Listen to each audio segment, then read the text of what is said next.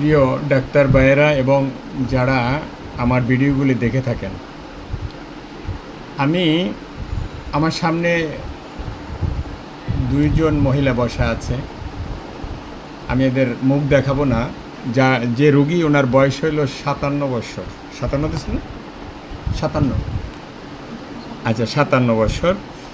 তো উনি আসছে, ওনার একটু জরায়ুতে সমস্যা আছে, সিস্ট আছে, এক কথায় জরায়ুতে সিস্ট।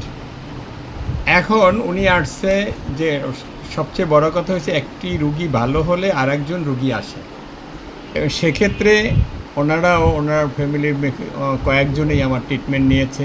তারা ভালো হয়েছে বিদায় আবার ওনারা আসছে। আপনার ছেলে ট্রিটমেন্ট নিয়েছে না? আপনার ছেলে, আপনার নাতি, ছোট বোন, এরা ভালো হওয়ার পরে এই আপা আসছে। এখন আমি ওনার একটি রোগীলিপি করেছি। রোগীলিপি করে ওনার যে চিস্ট আছে আমি বলে দিয়েছি ইনশাআল্লাহ 2 থেকে 2.5 মাস, 2 মাস খেলে ইনশাআল্লাহ চলে যাবে। প্রথম ডোজেই প্রায় চলে যাবে এই সিস্ট। তো আমি ওনাকে একটি মেডিসিন সিলেকশন করে দিয়েছি, 1 মেডিসিন ম্যাডোরিনাম। আশা করি ইনশাআল্লাহ উনি সম্পূর্ণ এটা থাকবে না, একদম ভ্যানিশ হয়ে যাবে। এলোপ্যাথিক ডাক্তার সাহেবরা এটা, আর উনি এলোপ্যাথিক খাইতেও পারে না, তো বললো যে আমি এলোপ্যাথিক খাইলে মাথা ঘুরায় সমস্যা হয়, ডায়াবেটিক্স আছে, তো এই জন্যে উনি আসছে।